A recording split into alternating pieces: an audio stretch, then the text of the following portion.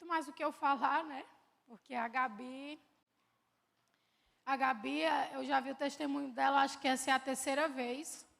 E todas as vezes que eu ouço, Deus me fala algo em alguma área de forma diferente. Mas, ali, enquanto eu ouvia, Deus falava assim, isso não é de se sentir pena. E aí onde entra a singularidade da gente, a forma do cristão ver. Porque um testemunho desse, ele não é para gerar pena. Não é para te comover. É para você admirar. É para você ver que tem esperança. É para você ver que Deus pega os esquisitos e faz a diferença na vida deles.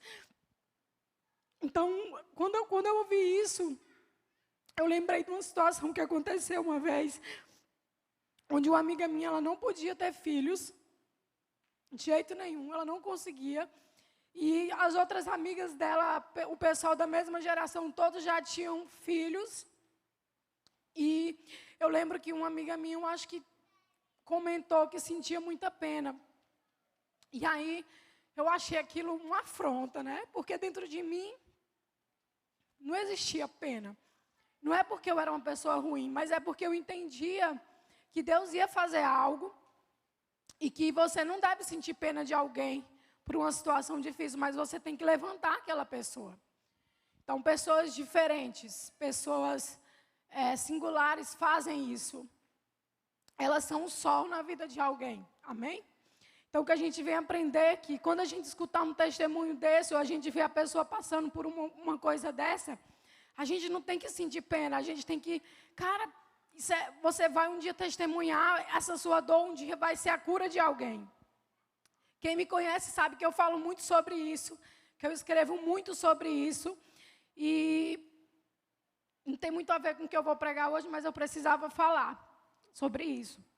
Quando alguém passar por um momento de dificuldade ou te contar algo difícil, não sinta pena, porque isso é coisa que qualquer pessoa sente.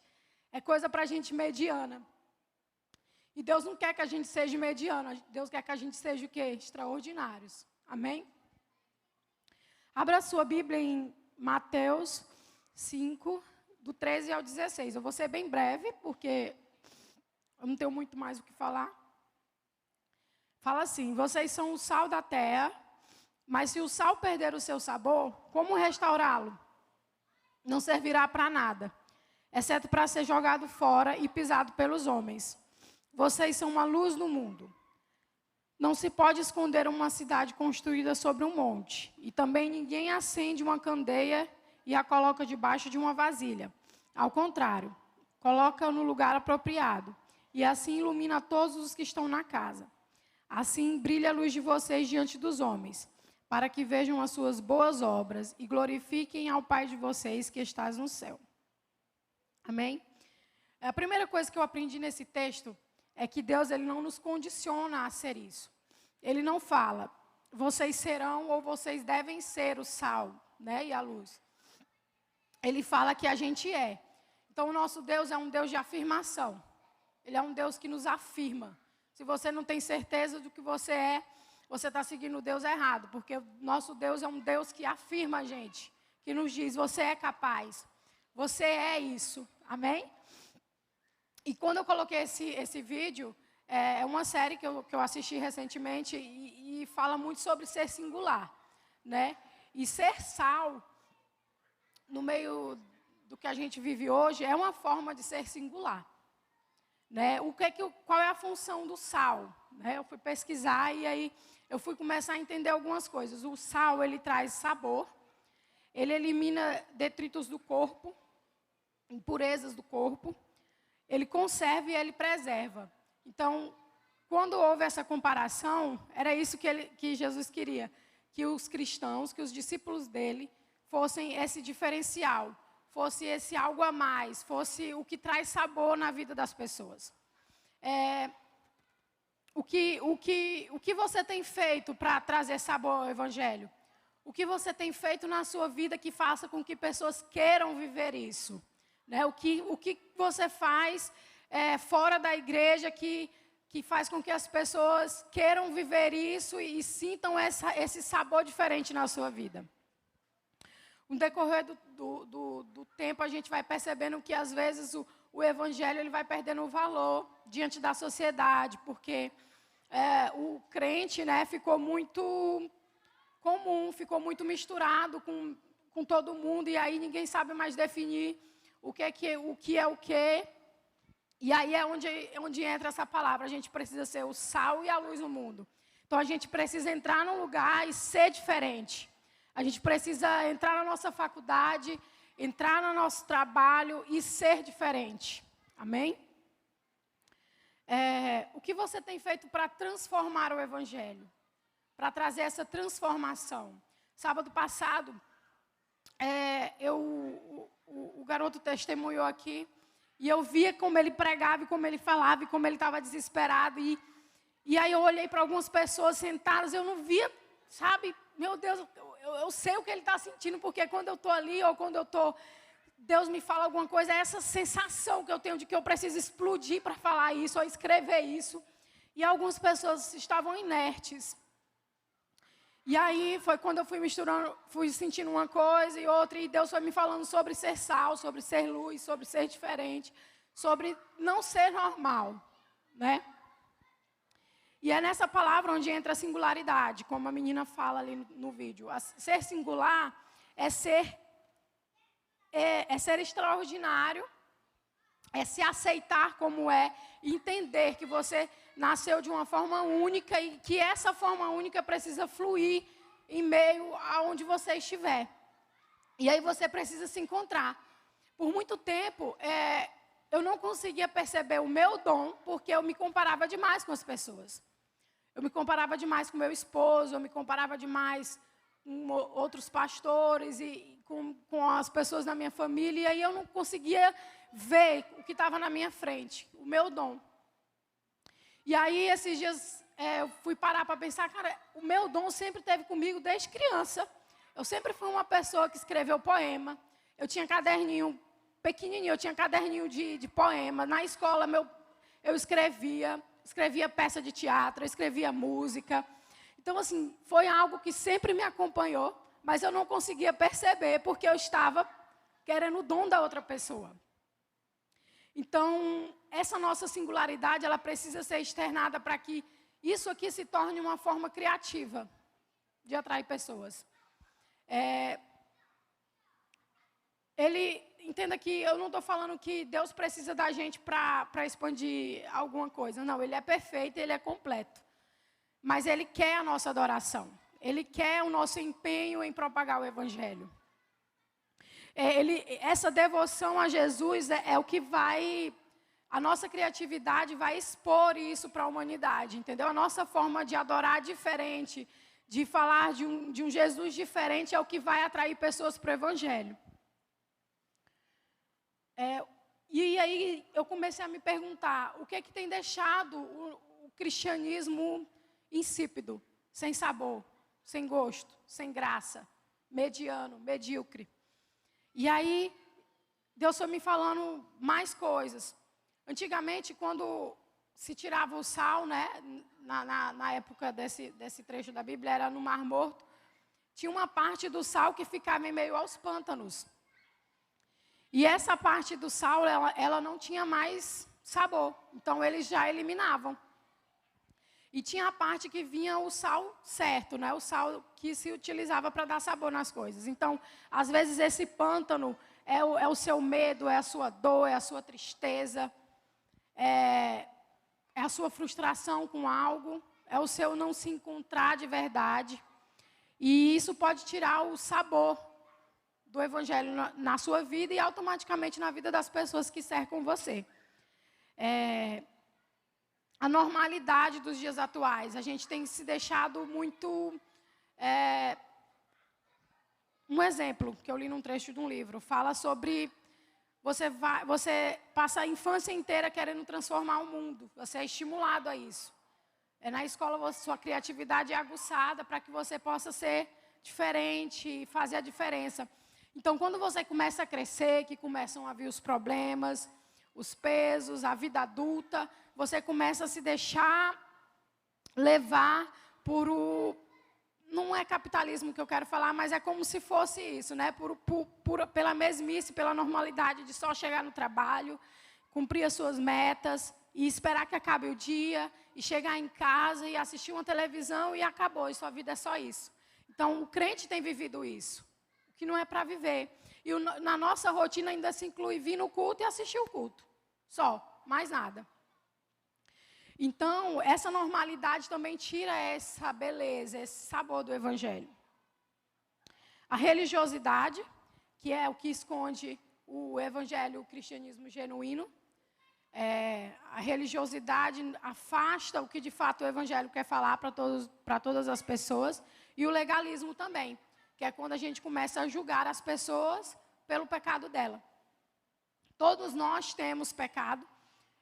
E todos nós precisamos confessar esses pecados. Eu toquei nesse assunto também porque há uns 2 sábados atrás o meu esposo estava sentindo, eu estava sentindo um peso muito grande em relação a isso. E aí eu decidi trazer isso também nessa mensagem. Que às vezes esse julgamento da gente pelo pecado do outro, pelo erro do outro, impossibilita a pessoa de confessar o pecado dela. A pessoa já não é fácil confessar um pecado. E quando você sabe que a pessoa está falando, é que o negócio fica feio mesmo. Tem um trecho de um livro que eu quero ler para vocês, que fala um pouco sobre tudo isso que eu falei. Deixa eu ver se o pessoal vai botar.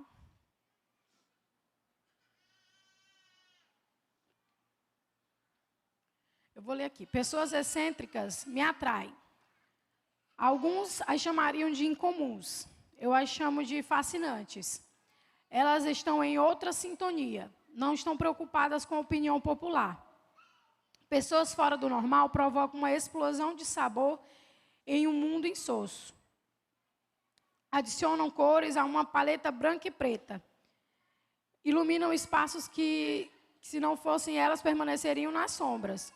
E é exatamente isso que Jesus queria de seus discípulos. Ele descreveu seus seguidores como sal da terra e luz do mundo. Jesus sabia que eles adicionavam tempero em um mundo sem gosto. Esses rebeldes refletem a luz de Deus nas trevas da normalidade. A boa notícia é que ninguém está desclassificado para viver essa vida extraordinária. Qualquer pessoa pode tornar um rebelde que se opõe àquilo que é normal. Esse trecho é do livro Xelotes. Quando eu li, eu pensei, não, foi eu que escrevi. Só pode. Eu queria ter escrito isso, eu falei para o Johnny, porque era algo que eu já vinha falando há muito tempo. Inclusive, essa frasezinha aqui da paleta de cores. Eu sempre escrevo sobre isso. É como você precisa ser aquele ponto colorido em um mundo sem graça. Né? E aí algumas pessoas confundem que o mundo é atrativo e por isso as pessoas não querem o Evangelho. Mas não é assim. É porque a gente tem deixado de mostrar o nosso Jesus criativo, extraordinário. E isso não tem nem como mensurar com as coisas do mundo. E agora, o que é ser luz, né? Quando Jesus fala da luz. A função dela é iluminar, é expandir a luminosidade e é brilhar. Como achar um destino se você está em meio a uma escuridão? Não tem como você encontrar um caminho, uma direção, o que Deus tem para a sua vida, se você está totalmente na escuridão, apagado, sem brilho, sem ânimo. Somos usados para ser a luz na vida das pessoas ao nosso redor. E aí é onde Deus me perguntou, você tem sido sol na vida de alguém? Faça uma busca na sua mente. Você tem sido sol na vida de alguém? Você, de fato, tem iluminado a vida de alguém, sendo usado por Jesus para isso? Eu, graças a Deus, hoje posso dizer que eu sou sol na vida de muitas pessoas, mas por muito tempo eu não fui. Por muito tempo eu não tive a coragem, como a Gabi, de vir aqui expor as minhas dores. Isso é algo que me toca muito, porque eu deixei de fazer aquilo que eu nasci para fazer. Que é falar de Jesus, que é jamais ficar sentada num banco de igreja. Quem me conhece desde o início sabe que eu nunca fui uma pessoa inerte, sem fazer nada. Aquilo me incomoda. E eu passei muito tempo da minha vida só sentada no banco da igreja, escondida atrás da maternidade, escondida atrás de frustrações, de tristezas. E como eu perdi tempo. E é por isso que toda vez que eu pego no microfone, eu falo num púlpito, eu fico assim, desesperado, porque quanto eu já poderia ter feito ainda mais, né? Mas hoje eu posso dizer que eu sou sol na vida de muitas pessoas. Só Deus sabe o quanto eu sou sol na vida de muitas pessoas. Isso é honra para Deus. Porque se eu estou aqui hoje é por causa de Jesus. É porque eu nunca, por mais que eu estivesse sentada aí, mas a minha alma, como tem uma música aqui que fala, minha alma estava presa a Ele. Então, quando você chega a um certo nível de luz e de ser sal diante das pessoas, o seu caráter é transformado e você não consegue mais voltar atrás. É como a Gabi falou, você já deu o primeiro passo e é tão forte estar com Jesus que é impossível voltar atrás. É impossível voltar atrás. E essa luz que existe dentro de nós, os cristãos, ela precisa ser exposta. Se você não está expondo essa luz, ou se você não tem luz para expor, que Cristo é esse que você segue? Que Jesus é esse que você acredita? E aí Deus começou a me falar sobre como a gente precisa ser essa luz na vida das pessoas, como a gente precisa ser extravagante de novo para Jesus, como a gente precisa não desistir por qualquer coisa, por qualquer problema. E é onde entra o que a Gabi falou da nossa geração, uma geração fraca, que por qualquer coisa quer desistir ou parar de fazer as coisas de Deus. E isso me deixa muito incomodada, porque a gente precisa ser mais forte, a gente precisa continuar em meio às tribulações. Essa semana eu pensei muito em desistir de várias coisas, mas aí é como eu falei, a gente não consegue mais voltar, porque a gente já está com Jesus e precisa, não tem mais graça não fazer nada. E eu oro para que isso entre no coração de vocês. A minha oração sábado passado é que Jesus pegasse vocês de uma forma violenta a ponto de transformar a vida de vocês de forma genuína. O pecado, ele tem feito a gente apagar essa luz. E o que é pior, esconder ele. Esconder o pecado. Eu sou uma pessoa pecadora demais. Mas eu sou uma pessoa transparente demais. Eu não consigo estar aqui com um problema e esconder isso de Deus. Esconder isso de Jesus. Ele vê tudo, mas eu preciso que ele saiba de mim que eu estou arrependida. Amém? É muito mais do que falar para o pastor, confessar. É o seu caráter com Jesus. É ser incomodado a ponto de você não conseguir mais nem olhar para uma pessoa e falar de Jesus, porque você está enganando ele. É esse incômodo que precisa partir de dentro de você. E não é só o pecado escondido, é a vontade de continuar pecando. É porque se você está com vontade contínua de continuar no mesmo pecado, de continuar no mesmo erro, é porque você ainda está longe de Jesus. Eu posso falar sobre isso porque eu já vivi isso. Eu já vivi uma época em que eu queria estar no meu pecado. Por mais que eu confessasse, por mais que eu falasse, eu estava falando por falar para o meu líder, para a minha pastora. Mas no fundo eu sabia, cara, eu vou fazer de novo e vou falar de novo. Então, precisa ser algo em que essa luz não deixe mais espaço para esse pecado. Em Efésios 5, do 8 ao 13, fala assim: porque outrora vocês eram trevas, mas agora são luz no Senhor. Vivam como filhos da luz, pois o fruto da luz consiste em toda bondade, justiça e verdade. E aprendam a discernir o que é agradável ao Senhor. Não participem das obras infrutíferas das trevas, antes, exponham-nas à luz. Porque aquilo que eles fazem em oculto, até mencionar é vergonhoso. Mas tudo que é exposto pela luz torna visível, pois a luz torna visíveis todas as coisas. Isso não precisa ser um peso sobre a sua vida. Isso pode ser leve, na medida em que você entenda que é por Jesus. Que é para viver o melhor de Deus na sua vida. Por muito tempo, isso foi um peso muito grande dentro da igreja, e falar sobre isso era um peso muito grande. Eu, quando ouvi alguém falar sobre pecado, já me sentia desesperada e agoniada, Por quê? Porque o próprio pecado é quem estimula isso dentro de você. Você achar que é um peso, você achar que o evangelho é um peso, você achar que é chato, você achar que as pessoas só falam disso, mas não é. Você precisa estar puro para sentir de forma genuína essa luz fluir da sua vida. Amém?